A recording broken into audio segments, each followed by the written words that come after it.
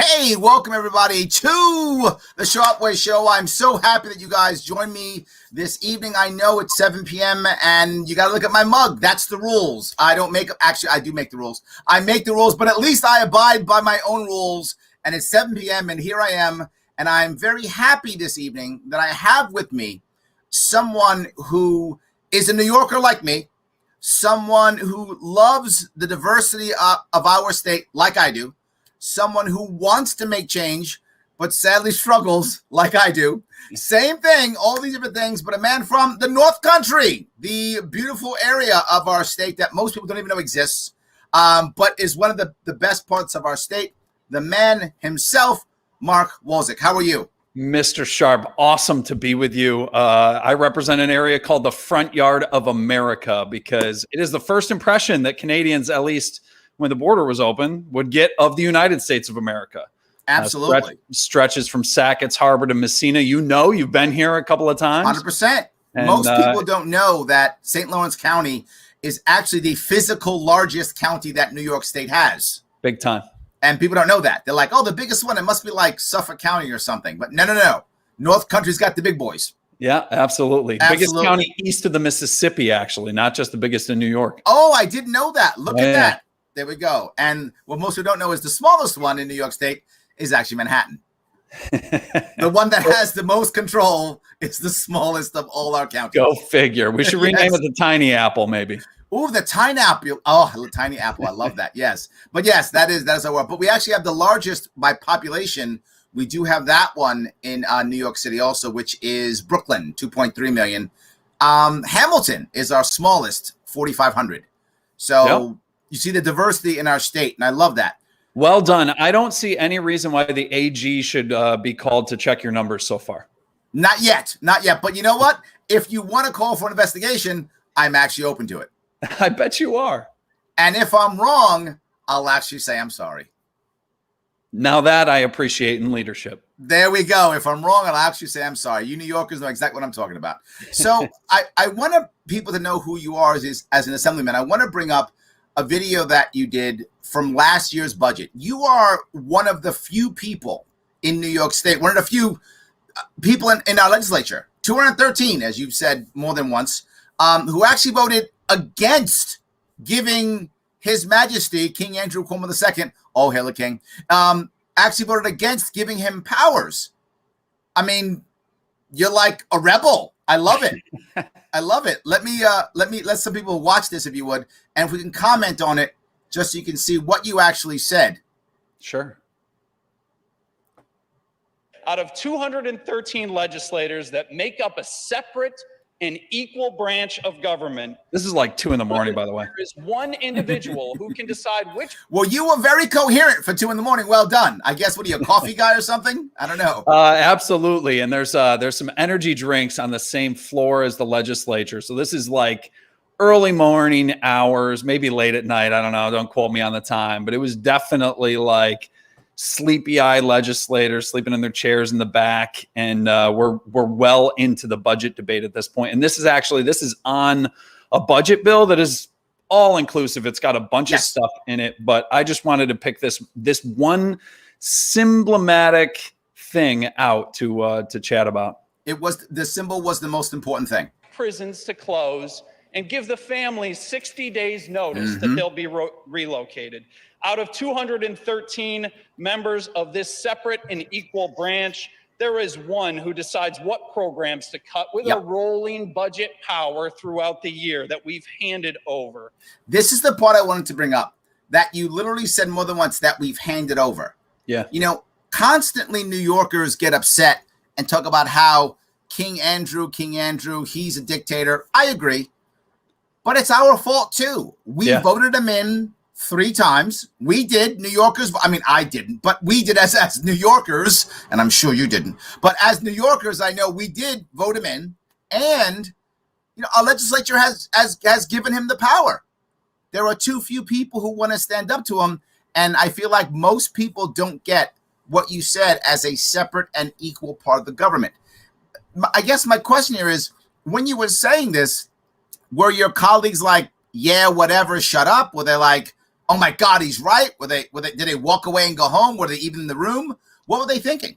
Lots of them were in the room, phoning it in actually at the time, because this was before we even really had good Zoom protocols. So it was kind of a phone it in situation. There was 15 members allowed, I think, at a time to vote in the chamber. So if you were going to debate a bill, you would, give leadership a heads up and then show up and debate your portion. I'm a big believer that the world is run by people who show up. Yes. Whether and people elected me to do this job, and they didn't elect me to see the decline of New York. So I'm going to fight like hell to see us move forward. Yep. I'm there fighting it out. It's funny that you said that. It's one of the reasons why I do this every day at 7, because I show up. I have a job. I have a family, right? Yeah. But I show up. I'm here at 7. Good. Playing this video back, it's funny because I mentioned his authority to shut down prisons with 60 days notice. Even when I said that, and look, I represent a few correctional facilities, so I wanted to make sure that, all right, got it, Governor. We've let a lot of people out. We've reduced crime, we've reduced penalties for crimes. So our prison system isn't as full as when your father built it. But let's at least be fair to the COs and their families. I never imagined that he would have waited until 4 days before Christmas to announce which prisons he would close. I mean, he literally waited until the worst time and when he was up against that 60-day deadline, out of control. I was the only gubernatorial candidate to actually visit prisons. And the reason why I did is because my father was a corrections officer in Rikers Island. So I understand the CO plight very well. I understand that plight. And I went there and I told them, they're like, well, Larry, you're libertarian. Don't you want prison reform? I'm like, yes, but I'm also a business person and someone who understands how this works. If you're going to reform the prisons, I have to have the COs as part of the plan. Yeah. How in the world can I reform the prison system without COs as part of the plan, right? And the example I give often is, I'm sure you know this one, the idea on how we gave the iPads to prisoners. I wasn't against the concept of giving iPads to prisoners. I get that sometimes you want to give prisoners, particularly the hardest ones, believe it or not, something so you can have a privilege to take away so you can help to control the prison population, right? So people think, why would you want to reward the hardcore prisoner? Actually, to keep the CO satisfied, because that hardcore prisoner who's never going to get out is not afraid of violence. He's already going to stay in for 40 years. Him beating you up again, so he's in for 40 plus 40, he's already finished. There's nothing for him to care. So you give him an iPad so you can take it away. So you can actually control his behavior, right? So I know that from COs telling me things like that. But the problem is we didn't even ask the COs how to do it. Right. In some prisons and jails, you should have them in common areas. In some, you shouldn't. In some, you should sign them out. In some, there's all different ways the COs know which prisons need what part, where the gangs are, where they're not. And they know this. We didn't even ask them. And of course, you got a governor that only showed up for the escape, and really, other than that, has shown a complete lack of respect for COs, which do an important job, no matter where you are on the spectrum. And what level of crime, I haven't heard anybody say that there shouldn't be anyone at all in prison and that they serve no purpose. Certainly the most dangerous people need to be kept behind bars and away from the population. And COs are law enforcement too. Yeah, the ones that keep them there do a very important job for us. Absolutely. So, I love that you even brought this up. And most people don't even care. They just don't even care. Not at all. So let me go a bit further if I can. You kept going, so I want to keep it going. Out of 213 separate and equal members of the legislative branch, which highway projects will get funded? What downtowns will be revitalized? Who gets a pay raise? How much? Even to that one individual themselves, we've consolidated that power on that one individual. Out of 213 legislators representing 19 million New Yorkers, one decides what people can do with the land under their feet that they own. This piece, again, as libertarian, I got to say, Tustman, right? I mean, I got to say something about all this. The first one is that he gave himself a raise. Mm-hmm. Our governor, for those of you who are watching who aren't in New Yorkers, our governor gave himself a raise because doing a great job after he got his Emmy. Right, got his Emmy too, which is good for him. It was before the Emmy, but raise, Emmy, and a book, and won't even say sorry for sending people to their deaths in nursing homes. Now we have to be right on the facts. I mean, he was so benevolent that he decided to forego the raise during the pandemic after he gave himself the raise during the pandemic. Well, he is. But sometimes the press is helpful. He is a generous God. So I think that is something, right? He is. So absolutely. So, but no, the point I'm going here is he then said, if you remember his excuse for, not doing the right numbers, giving the right numbers for the nursing homes, he actually said that, well, we were working really hard. That was his excuse. But do you think that if someone else who was working hard, to your point, keeping their business open, keeping their family fed, maybe working 2 jobs, struggling because now they can't Uber as much, so now they're doing Grubhub on top of it. They're doing 2 or 3 jobs like that. Any of those people doing all those things, and then they would say late on their taxes? Or you think he would be able to just go, well, I'm busy, Your Highness. I'm busy, Your Majesty. I'm going to pause my taxes for this year. I don't think he'd be so nice. Maybe if they told the governor that they got a book deal and an Emmy and were named to head the National Governors Association. That's okay. I mean, if they had really important things going on that were more important than paying taxes, I'm sure he'd understand. Yeah, I guess if they were better than the rest of us, like he is. Okay, that makes sense. Yes, good. All right, at least we're clear on this. I like that very much. But why did you bring up the land piece? Why did you bring that piece up? Look, there were some environmental regulations, certainly for farmers in a lot of areas upstate that have really talked about land use rights and been pretty intrusive there. I think there's this mentality in Albany sometimes that farmers aren't good stewards of the environment. What I've found is the majority of the time, the overwhelming majority of the time, farmers are great stewards of the environment. They don't want to pollute. I mean, they make their money off of making sure that they have clean land that they can continue to produce off of.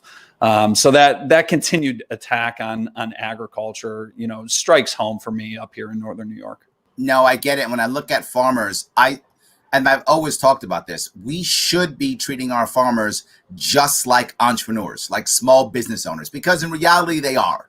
Right. But we treat them separately and therefore they get punished. So we should be treating them as if they are small business owners because they are. And the only time I feel, and please tell me if you think I'm wrong here, only time a farmer starts to neglect their land is because government regulations makes their farm not profitable.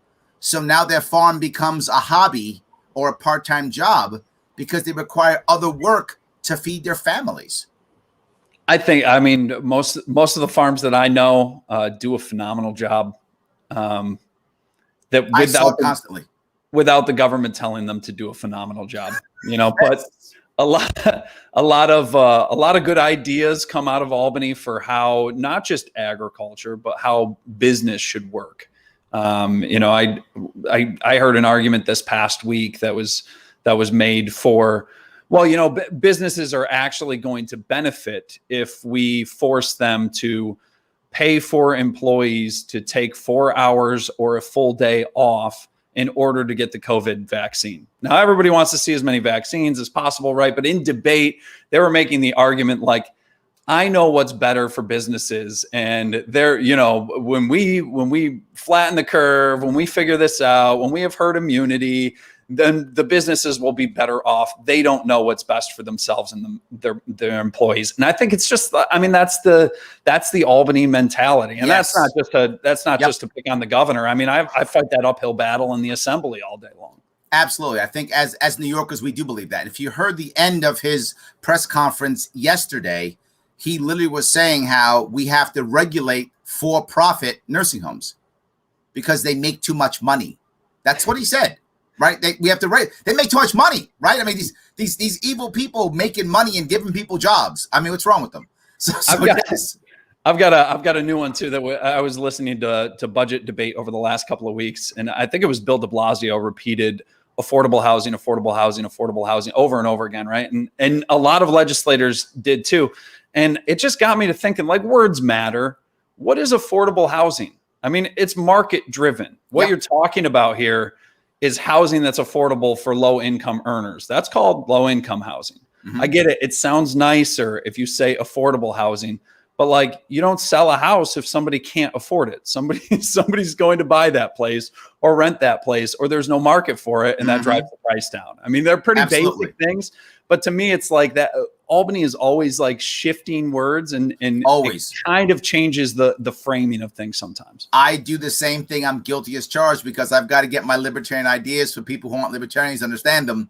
So yeah, I do some twisting too. I'm guilty of that also. I am. I try to use my powers for good, not evil, though. But yes, good. I do exactly the same thing. For those of you who want more information on Assemblyman Mark, please do me a favor. For those of you who want to, please head over to look at the description, and you will see 3 different links for him. You will see his website, you will see his Twitter account, you will see his Facebook. Click on there, guys, if you're watching. See what he's doing. Get involved. There's more stuff we'll talk about in a second, but I want to grab, if I could, just a couple of comments. People are commenting. Let me grab a couple. Sure. Jimmy says, "Welcome, Mark." There we go. Sharpe, I like the swag. Yes, nice Sharpe Way swag. Andrew says, "Does Assemblyman Mark Walczyk work with Assemblyman John Salka? Do you work with him?" Absolutely. So John Salka fought for that seat long and hard, and earned it with just good old fashioned hard work. He's a respiratory therapist, and I actually, in the very onset of this, when we knew nothing about coronaviruses and stuff, he was like one of my first phone calls. I was like, "Hey, you're a respiratory therapist. What's going on with this thing?" He does a great job defending liberty in the Capitol, and I think is gonna do a lot of great things. There we go. Jonathan says, "Ask your guest what he thinks about the New York Stock Exchange threatening to run out of New York City like its hair is on fire because the state reimposes and I think he means a tax on transactions, because that's what New York State wants to do." Stock transfer tax, yeah.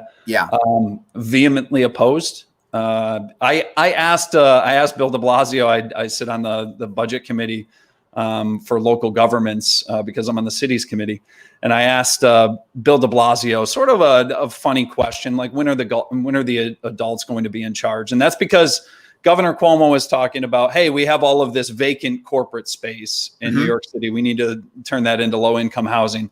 And Bill de Blasio repeatedly, over and over, said, tax the rich, tax the rich, tax the rich.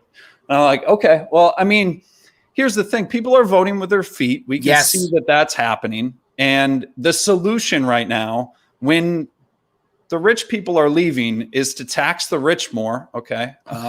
And then the other guy's solution is, hey, the corporate spaces that were tax and revenue producing are no longer doing that. So we should bring in lower income earners to fill those spaces. I mean, what do you think the result's going to be? It's same thing with your question about the stock transfer tax.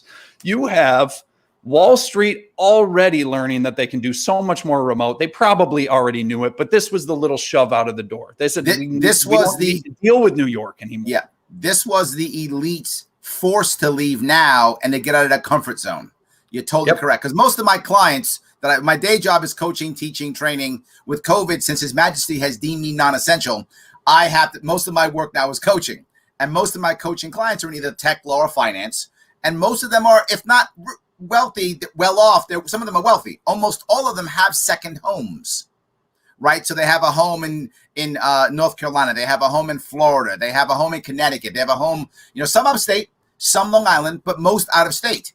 They're not coming back because, as you've just said perfectly, they've now learned they can still make 7 figures not living in New York City and not paying New York City taxes or prices. You're right. Yep. Absolutely. And when you're completely offended by wealth, and then just pander to certain demographics, I mean, it's like, and here's the thing. I mean, we have one party control, and this isn't a partisan thing, but we have one party control in New York right now. And at some point, it's like, hey, we probably need to make some responsible decisions and govern here in the traditional sense. We've lost the checks and balances that the parties used to provide when the Senate Republicans went into the minority. So now they're in a disenfranchised situation, and there's really nobody running the show except Governor Cuomo, and that's why these powers were handed over to him, right? Let me touch a couple pieces. I live in New York City. I'm New York City, born. I'm still here. So what I know about de Blasio, which is not what Cuomo is, de Blasio's a true believer. Like he repeats that mantra because he actually believes, look, Mark, I know I take 80% of your income, but just give me 85, then I will finally give you that socialist utopia that I've been talking about for years. Yeah. He actually believes that. So he's all about that. Cuomo is just a Cuomoist. He's not actually a true believer. He's a what will keep me in power guy. If he thought being a Republican would do it, he'd be a Republican tomorrow. He is whatever it takes to stay in control. That's why they fight so much. So, fighting against Cuomo has to be about how do you stay in power. I have a different analysis of those two guys. Tell me, please. And I don't know them that well personally, but just as kind of a political observer, I think you're right. I think Bill de Blasio is 100% a true believer. I think Governor Cuomo thinks he's lazy. Okay. I think, and look, Andrew Cuomo is one of the hardest working guys in politics. I'll say one of the hardest working guys in government. I mean, that guy works his tail off. Never stops, obsesses over every little thing. And I mean, everything that you hear out of his administration is absolutely. And I'm going through his book right now. I actually picked up a copy of his book and I'm reading it. And it's true. Like, I believe most of it. I mean, he's more of the like FDR ilk, if you will. And he models himself after FDR, quotes FDR a lot. But FDR was a guy that, and I know a lot of people respect him, truly believed that like he was the only one that could save the world. Yes. FDR truly believed that. And that's why he stacked the Supreme Court. He's like, you can't the situation is too volatile in the world. We can't have anybody else. We can't have a change in leadership because it will screw everything up. Yeah. Right. Yeah. I think Andrew Cuomo's this. I think he's the same ilk. I think he truly believes that he is the only guy that can govern New York State and will do whatever he can to keep that position. So a true believer, just in kind of a different sense. I'll buy that. I will buy that. He is messianic. Is that maybe a better way of putting it? Oh, use it. I mean, you said it, not me. Yes, I'm happy to say it all day long. He is clearly a megalomaniac, clearly messianic in my view. I'll say it public. I've said it more than once. I don't have a problem slamming His Majesty. I'll do it all day long. Please, on the books, tell the world. I can't wait for the knock on the door for his soldiers to come by and get me. It's all good. So in any case, let me grab a couple more if I could. Let's see. This is a good one we brought up. Can you work with Democratic Party members to put a halt on the emergency powers and call on the AG to investigate Cuomo? Now, this is a part that I want to bring up, right? Yeah. I feel like most people in New York believe that Democrats are never going to go against Cuomo ever. Now, I know that's not 100% true, but I'm telling you what the image is. The image is Democrats will never go against him. Is that true? How true is that? I don't think it's true. I think we're about to see it tested. Okay. I think watching the Senate's pretty volatile. I mean, it's up to leadership and all kinds of bullying and back road deals and stuff. And right. Recently there's been some reporting about members trying to leverage lack of subpoena against pork in this budget. I mean, it can get really ugly, as we know about everything, right? When it comes to a cover up and how these things play out, look at any history. Like, it's never the mistake that happened. It's the cover up. It's the cover up and the multiple mistakes that go along with that. And, right. So, I mean, some have said he's in a tailspin right now. I think the governor is a pretty calculated guy. I think that he knew that this was coming for a long time. Still, it will be interesting. I mean, because it was such a large mistake. Right.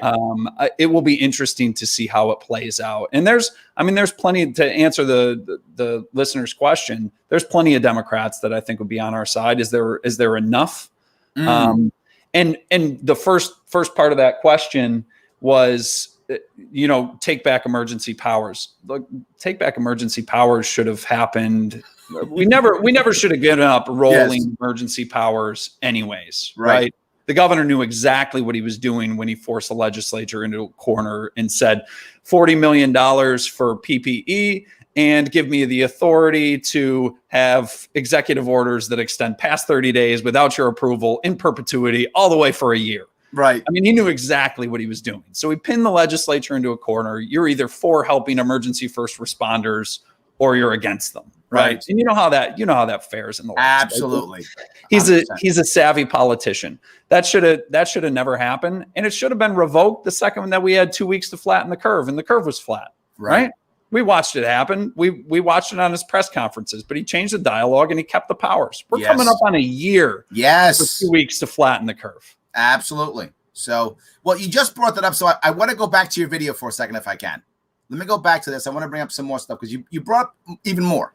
Whose guns to take, what businesses to close, which immigration laws to enforce. Now, this part here, when you go whose guns to take, you just got every libertarian to go, that happened, right? You immediately woke them all up. Someone kind of having a sandwich, someone like drinking some coffee, and you said that, what? Whose guns to take? Yes. I mean, my concern about this constantly is we're making more and more New Yorkers overnight criminals for doing nothing wrong. This is crazy. This is crazy. I mean, where do you stand on this?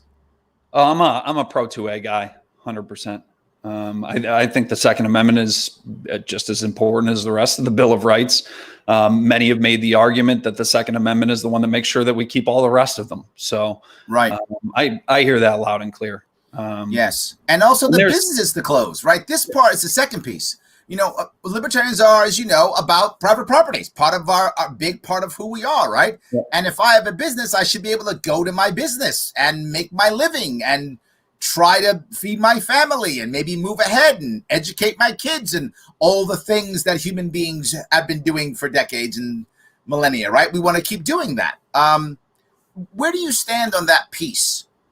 If you look at this in the frame of the pandemic, I mean, we could talk about the business culture in New York State and what's wrong with our politics and where the governor has gone wrong and his micromanaging and the economic Hunger Games and picking winners and losers and all that stuff, right?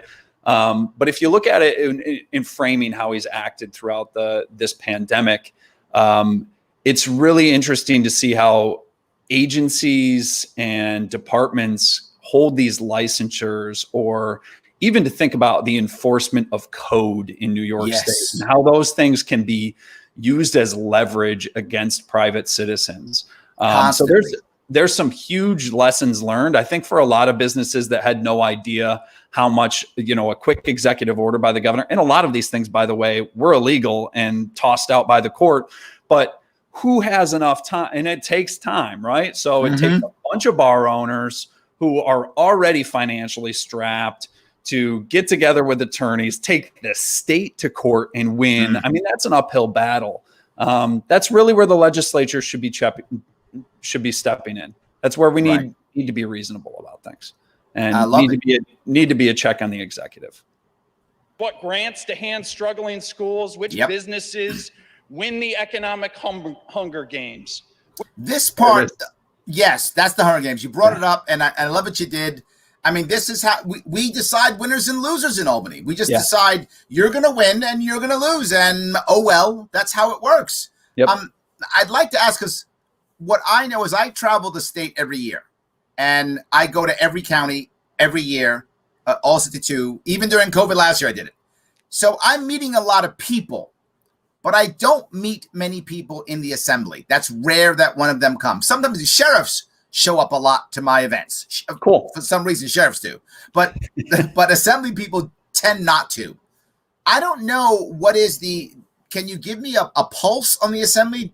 Are they concerned about the winners and losers? Not so much. Is it high on their list? Medium, low? Do you have a pulse? Oh, on economic development policies? Yeah. Yeah, I think it's one of those things. Look, like pork barrel, anytime it comes to your district, you stand there and you shake hands and you smile because it's good news, right? And we're so desperate for that. And it's sad that we're in this state, and especially in upstate New York, where we're like, yeah, even if I don't like handouts, I'll take it because it's good news for my community and they desperately need it. And I don't want to say like, hey, Watertown, congratulations, you got $10 million for your downtown. I'm against it, and this money we should send back to all, right? I mean, because we're elected to represent our area, and we'll fight tooth and nail to do as good as we possibly can. No, I get it. Look, if I was someone, I'd do the same thing. I want to take advantage of the system that's in front of me, even if I don't like the system, right? I mean, I don't like the current system we have, but I'm doing the best that I can in that system, and I'm using it to the best of my ability to grow as much as I possibly can. I'm with you.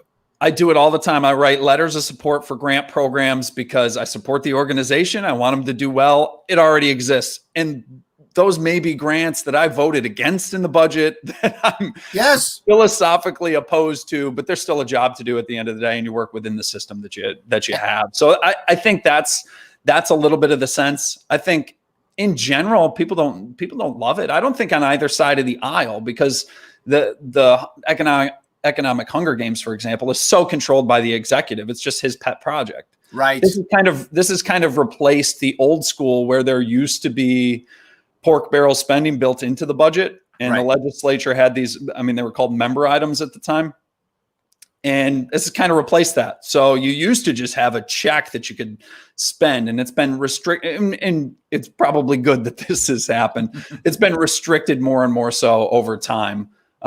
Which is a good thing, except the governor hangs on to it for himself because he really controls most of the budget conversation. I know it's horrible. Let me grab a couple more comments if I could. You do have some fans here, which is nice. Nice. So that's a positive. Some people showing up being very positive, so that's good. Not, in fact, I don't see anybody being negative. So far, everybody's being good to you. I like that. They're all being good to you. We'll take it. It may not be exciting, but yeah, whatever. Jimmy says, you picked the greatest guest. Mark is knowledgeable and articulate. I learned so much on topics I didn't know existed. Thanks. Cool. Thanks, Jimmy. I like that. Mike says, keep your foot on the gas, Mark. There we go. Someone already knows about Kick the Crown. Tim, we haven't got to Kick the Crown yet. You're stealing our thunder. But yes, we will be there. Absolutely. They're already on it already. We farmers need free market health care to afford to stay on the land. I work for the benefits. Another thing, right? Need 2,500 acres to be self-employed. Government wants it that way. Look at that. So some people being unhappy. Yes. Yeah. Robert says small businesses get screwed across the board in this state. Yep. Also true. Yes, absolutely. Let's see. Talking about prisoners, I wish there were decent mental evaluations. A lot of prisoners should be getting psychiatric help instead. That's true. This is true. I see it all the time. The largest mental institution that we have in the state is our prison system. Yep. Right. It's a big problem. And we need to be making a shift in that without question, and stop constantly coming up with the newest plan and idea, but actually rework the entire system. And that takes a lot of time. Absolutely. So let's see. When someone says he deserved the enemy, he acted like he gave a crap. There we go. So not bad, Mike. That's a good way of looking at it. See, he does. Mike's got a sense of humor. Yes. Rob says, has Mark looked at the current shared parenting bill? Nope. No. So there we go, Robert. So now, see, you've just bugged him. Now you're bugging your ear. There's a bill, a shared parenting bill. I'll check it out. John says, the Walczyk family are good people. Love you guys. Oh, thanks, John. Look at that. You're doing well. You're winning. It's good. I love it. So if I can keep going down here, let's see. If Cuomo is the only one who can save the world, then we are all hosed. Paula, thank you so much. All right. So, but she also that was probably based on the FDR comment. That's what. Yes, you just said. Yeah. FDR sucked too. She didn't like him either. Libertarians are not fans of FDR. I can't imagine. So, and the thing is, like, the history book of FDR tells a very different, that you learn in high school social studies, tells a very different story. I mean, which many do, right? So I studied history. I love a real honest approach to history and really looking at the character of individuals and digging deep to find the gold. And Recently I posted on Facebook just for comments, who's your favorite president and why? And the comments were so interesting to read. I don't have a favorite president. I tend to find a little bit of good in each one and plenty to dislike in each one, but lessons to be learned. I don't worship an executive. That's not who I am. So it's tough to pick a favorite executive. I like balance of power, checks and balances in the republic that was set up. So usually when I think about it, it's the founding fathers that set up this cool system. Which is why I always say Washington, right? And the reason why, and people tease me, they go, Larry, I can say Washington. You're black, he owned slaves. And they go, yes, that's true. And many of our presidents did own slaves. That's true. Yeah. I said the reason why Washington is I judge individuals by their contemporaries. Right? Not by today's standards. By today's standards, Washington's a terrible person. By today's standards. By those standards, he was like most of the aristocracy in our nation, with one huge exception. He relinquished power voluntarily. Yeah. And that's the number one thing. He was the first guy to go, you know what? No need for me to have a son. No need for us to go through, fighting in war. We don't have to. No civil war. I'm just going to walk away and you know what? You take this. And in that world, in the 1800? In 1800, that wasn't happening anywhere else in the world. Just wasn't happening. Yeah, so, pretty cool. In my eyes, I say Washington because nobody else was doing what he was doing then. He was also like, when you're talking about the revolutionaries, he was like one of the only founding fathers that wasn't in debt to some merchant under the crown at the time. So he was conflict interest free and still bowed out of that power, as you point out. Definitely a lot to admire there. There we go. Ryan brings a very important piece that we deal with in upstate New York. What's your plan to get people in your district to actually vote? And where he's going from, as I'm sure you know this, there is a lot of, I guess, despair in New York State, in that so many people think voting doesn't matter, right? Oh, Democrats win no matter what. Cuomo wins no matter what. New York City runs everything. There's a lot of despair that a lot of voters have. As I cross state, I see it all the time. The reality of it is, though, and I bring this up often, New York City, while it has about 8 million people, about 1/3 of New York City residents aren't born in the country. Another 1/3 aren't born in the city. Most New York City residents can't vote. And we never actually get more than about 2 million at the highest out of New York City. Only 2 million. There are, give or take, 11 to 12 million eligible voters in New York State, about 9 million registered. That's about 20%, and that's about it. So we could do it. But in certain areas, particularly in upstate New York, in certain areas, 1 in 6 eligible voters votes. I'm sure you feel some of that too in your district, don't you? So here's, the question was, yeah, I absolutely do. And the question was, what are you doing?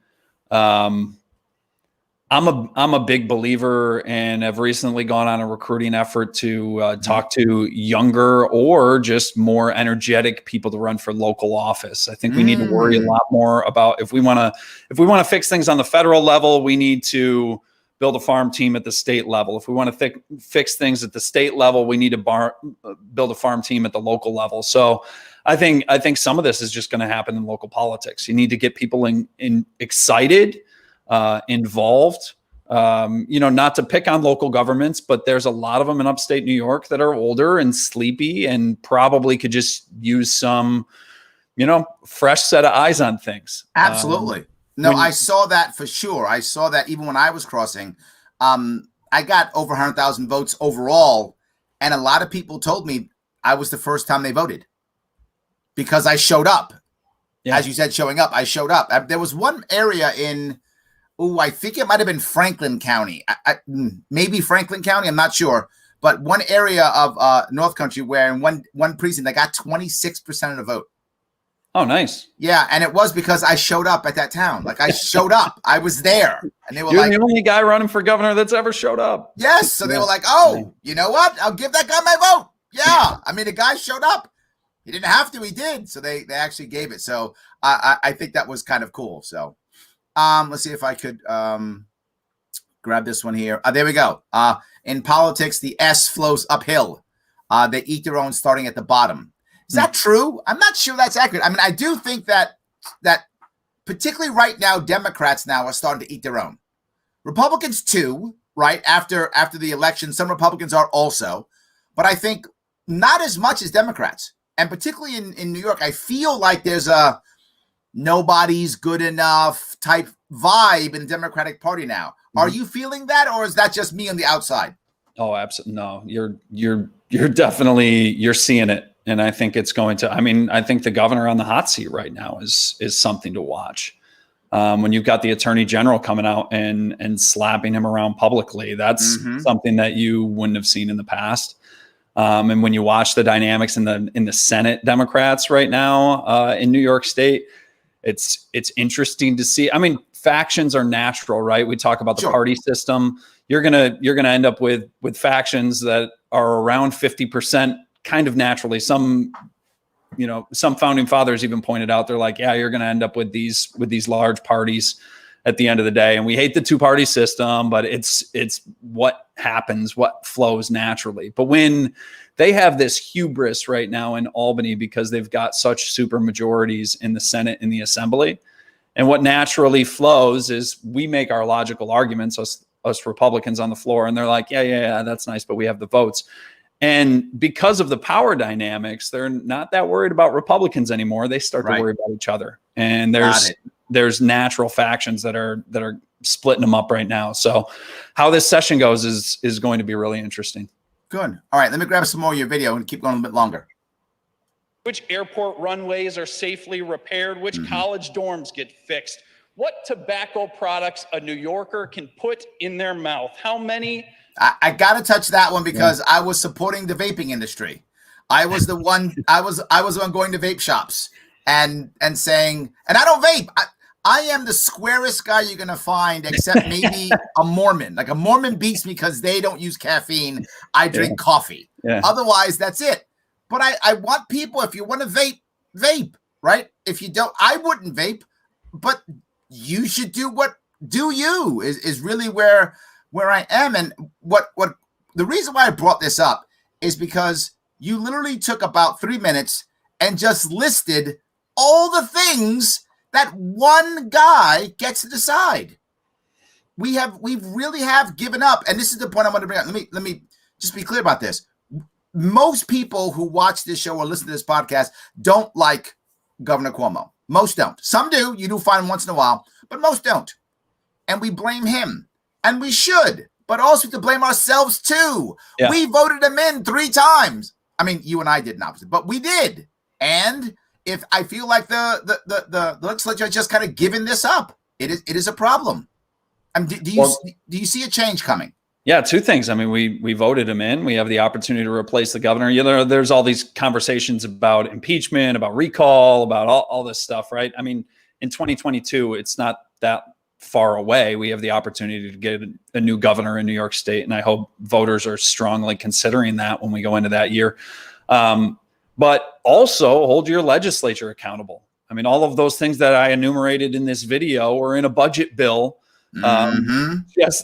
Just this past year during the pandemic that he was asking for additional authority to do to micromanage our lives as New Yorkers. And there's a legislature that negotiates that budget every single year. And there's plenty of complicit members that just vote yes and move along with their party line. So I think if we're vigilant in a representative democracy, we're not just considering, all right, is this a good governor for New York State, but is this a legislature? And look, Democrat or Republican, is this a legislature that is providing a check on executive power? And that is, I mean, that's critically important. Yes. You know, the same deal. If you elected a governor who was a lame duck and just signed every single bill that the legislature sent him or her, and said, well, I really let the legislature govern everything. And if they pass a bill, which I mean, the legislature passes terrible bills all the time, and they do so for political reasons. Sometimes you have to have an executive that says, no, this doesn't make sense for our agencies on the ground or our departments on the ground or for New Yorkers at large. You're doing this for political reasons. It's a bad bill. If you had a legislature that was overbearing, then you'd tune in and you'd probably pay attention to the legislature, or you'd demand an executive be a check on that and start vetoing these things. Like as a nation, I mean, certainly as a state, but as a nation, we focus so much of our energy on the executive and just want to hit the easy button in every election. Okay, every 4 years, I show up, I vote for president. They're going to solve literally every single problem in my life. And then we're frustrated with the result. Both parties. Yes. Oh, all of my problems weren't solved by one guy or girl way at the top of the government. Absolutely. And then, well, for the rant, but I mean, that's where we have to have that dialogue with citizens, and it starts at the local level. You don't just elect a town supervisor that says, I'm going to ignore everything that the board does and do my own thing. You know, you elect good people to government that are going to have some checks and balances and govern for everybody. Absolutely. All right, let me go down the list. You went through a bunch of them. How much your energy bill is going to be, and which Hollywood firms get New York tax credits. Yep. Out of many, 19 million, many. One decides which political parties have access to a ballot. Look at you, caring about your libertarian brothers. Thank you, my friend. Caring about your libertarian brothers. Well, and who can forget that was lumped into the budget? Yes, it was. This is when he has executive orders in. We are in mind you, I mean, I think the context is important here. We're in 2 weeks to flatten the curve territory right now. I'm debating this bill. We weren't wearing masks all the time because it wasn't even a mandate yet, but everyone was kind of like, we shouldn't be around people. Someone might be infected. There wasn't really hand sanitizer everywhere. If there was, it was empty on shelves. Like, this is that moment where toilet paper panic is happening. That's the context of this budget debate. And this is the stuff that the governor rammed through and the legislature rubber stamped. And that's why if you see me get a little bit fired up or emotional on the floor of the assembly, that's why. It's terrible on process, but then the timing, kind of like when you tell corrections officers you're out of a job or you have to move across the state 4 days before Christmas. It's like that just adds so much to it. It's like, what is wrong with you? Absolutely. Just horrible. So let's move to the next piece if I could, though. Sure. With all of this, you then have decided that you're going to kick the crown. I want to bring up kick the crown now. I kind of warmed it up. Some people knew it was coming, but for those do you have the rest of do you have the rest of that video? Oh, can you play it real quick? Yeah, play. Yeah, I'm just let me do it right now. I won't interrupt this time, I promise. Go ahead. A royal crown. There we go. By her sinister foot. Dejected. The crown is kicked. It's kicked by Lady Liberty. You see it right there on the flag. The crown in New York is not placed on the head of the governor. That's not our government in this state. Last year, 76,000 New Yorkers fled this state because of failed policies like the ones we're putting forward in this budget. A lot more this year. Legislature, with one-party control, still wants to coalesce that power onto one individual. I vote Excelsior. I vote ever upward because I think those 19 million New Yorkers have a lot more to offer than the 213 that they put in these seats, unfortunately. So that's it. That's where kick the crown. We were actually we're good. We don't.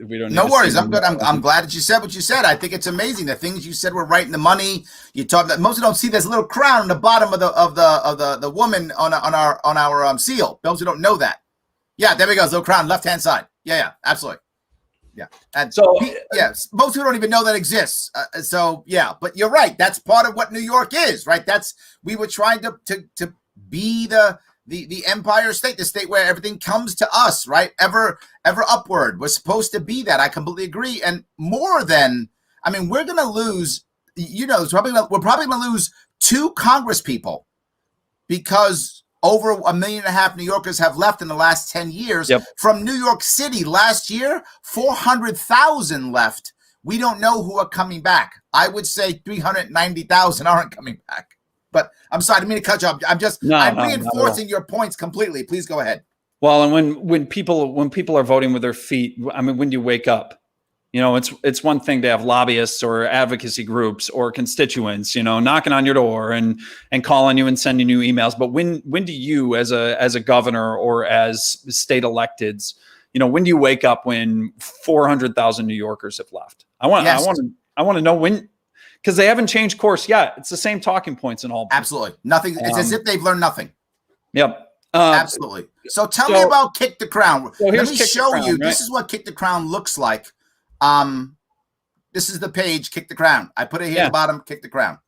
We were we were looking for some citizen advocacy and some ways to empower people, somewhere to go to learn about checks and balances and some basic principles of our republic. And obviously the Kick the Crown symbol is Lady Liberty kicking the crown of the king, which was incorporated into our New York State flag in that moment. And I mean, keep in mind, and there it is, Lady Liberty kicking the crown. So in that moment, there were a lot of people in New York that remained loyal to the king throughout the Revolutionary War, right? We called them Tories at the time. I think there's Tories in New York State still. I mean, I think there's people who absolutely love a strong executive, who couldn't care less about the legislature or the judiciary, and who wish Andrew Cuomo made all of the decisions for their life every single day. And I know some of them. Right? Yes. I mean, and look, I mean, there's a New York tradition for those people. There were people who were loyal to King George right up through the war, right? Yep. But then New York kind of got on board. And when we had a state that was independent and part of the United States, we thought it was so important to show that we were dejecting the king's crown, that we put it on our flag. We had Lady Liberty kicking the crown of King George III on our flag.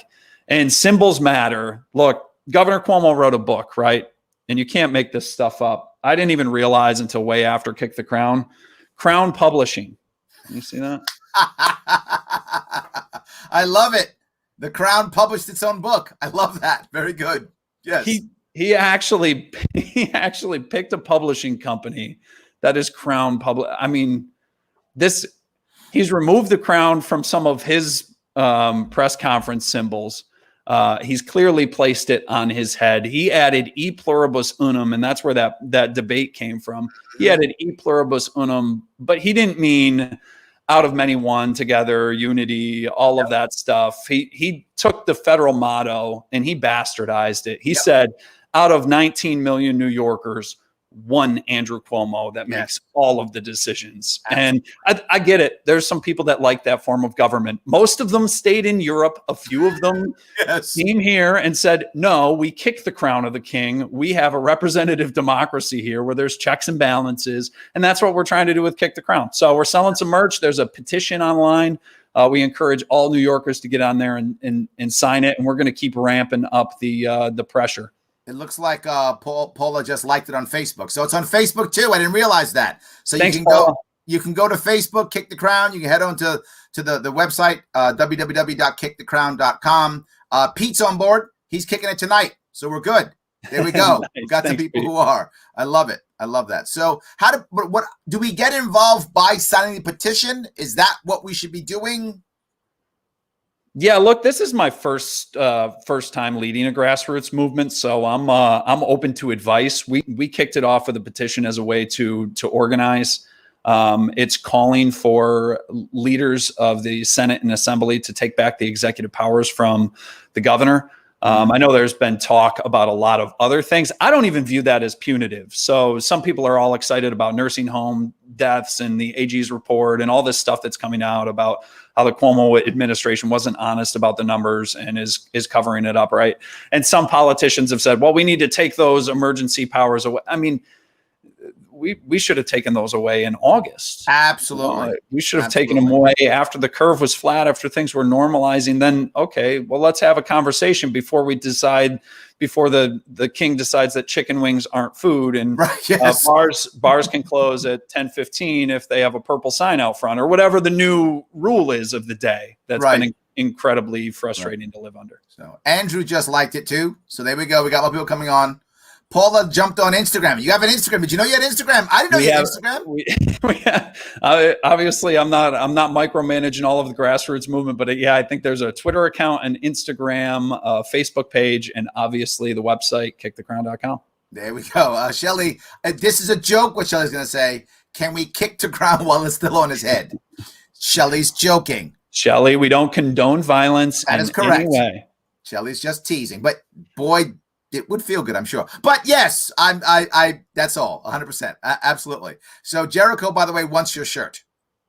This one? No, the Kick the Crown shirt. Oh, okay. Yeah. But look, he was prepared to give you the shirt off his back. Yeah, maybe after I launder it, or I've worn it all day, Jericho. There we go. Yes, absolutely. Yeah. So I just thought that was kind of interesting. So I like that piece. So I think someone also, he needs to be removed. I agree, but let me. The voters will have the opportunity to remove me in 2022 if they like.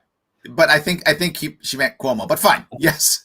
But I like what you've done with this. It's a new grassroots. I love it.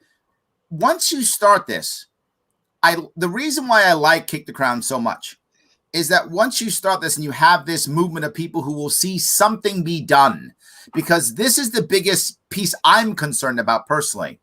We protest or we sign petitions and nothing happens. Yeah. If we can see any movement, even that, we take up the idea of an investigation, or if we actually take up the idea of censure, I don't care. Something happens, then people go, oh, whoa, so I have some power? Yeah. Because right now, a lot of New Yorkers, I see it, they don't think they have the power. And that's why they're leaving. That's the appeal, and it has to be on the citizen level. And I think, Albany political dynamics being what they are, we absolutely need a citizen movement that's going to make the difference here. Yes, because people are leaving because they feel helpless. Yeah. I mean, we have an amazing state. You know this. I say it all the time. Our state is amazing. Everything you could possibly want in our state's here. You want mountains, you want rivers, you want lakes, you want beaches, you want falls, you want forests, you want farmland. You want the biggest city in the entire country. You want Broadway, you want the Yankees. It doesn't matter. Whatever is your thing, it's in this state. We love our beautiful state. We hate our government.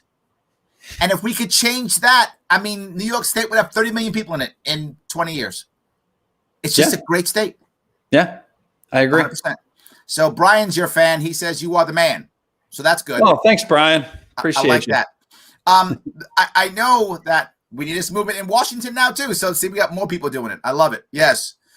There is one thing I want to bring up here. Well, look, we didn't put. So this is the shirt, and you can get them on kickthecrown.com. There we go. We didn't put any Governor Cuomo on there or any state. So as a symbol of liberty over monarchy, as a symbol of liberty over an overbearing executive, I mean, it really works everywhere. We had a guy call us from California the other day to confirm his order.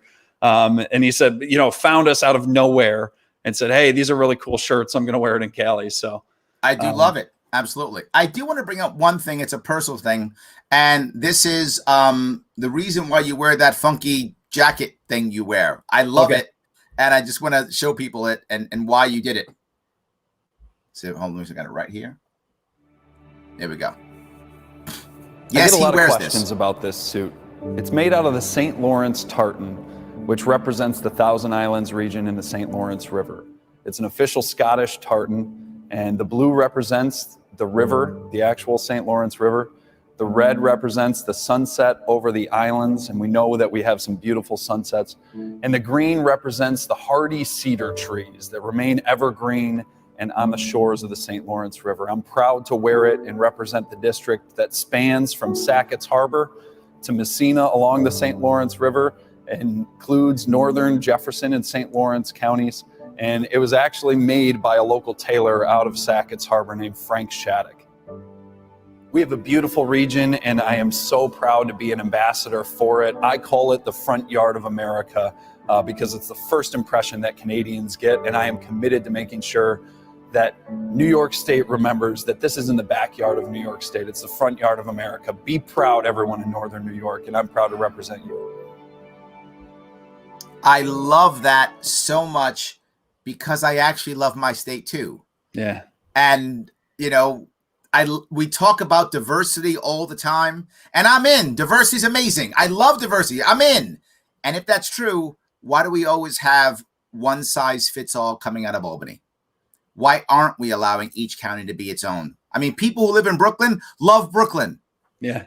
I had a guest the other day. He said Brooklyn is a blood type, right? That's what he said. And I'm like, great, man. If you love Brooklyn, live in Brooklyn, live Brooklyn, be Brooklyn. Yeah. But you know what? Let St. Lawrence be St. Lawrence too.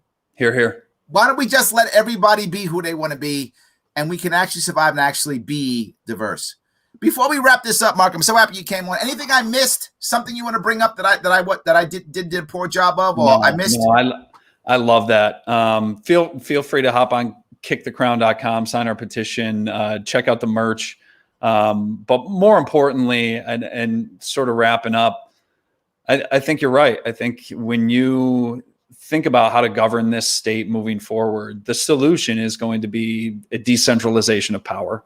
When you have so many differences across New York State, look, I don't know how to govern Buffalo or Brooklyn, right? Or Manhasset or Manhattan. But I know a little bit about my local government here. It would be nice if when I went to Albany to talk about statewide policy, it was truly as a steward of things that are in the state's lane that the state really can control. And they left everything up to the local governments, because then people would have the opportunity to vote with their feet, live in an area that isn't overbearing in regulations that were designed for somebody else somewhere else. And I think that really is the story here. And one great way to do that is to decentralize the power away from the executive and to continually have a co-equal and a check on the executive through a legislature with restored checks and balances. So, Larry, I love it. Thanks for the conversation, man. This was fun. Of course. No, I'm very glad to have you on. I'm glad we did this. Guys, kickthecrown.com. If you want more on Mark, you can see all of his stuff. It's in the show description, all of his stuff. Check him out. See what he's doing. I appreciate it. Everyone, thank you so much for watching this evening. Mark, thank you so much for coming on. I hope we can do this again. Oh, he's got to kick the crown. He's got to kick the crown beanie. Oh, my God. Look at that. We got to, for being such an awesome host, we got to send you one of these. What do you say? Look at that. I will so wear it. Absolutely. I wear this shirt like every day, but it's fine. I appreciate it. Absolutely. So, all right, guys. Good seeing you all. I will see you all tomorrow.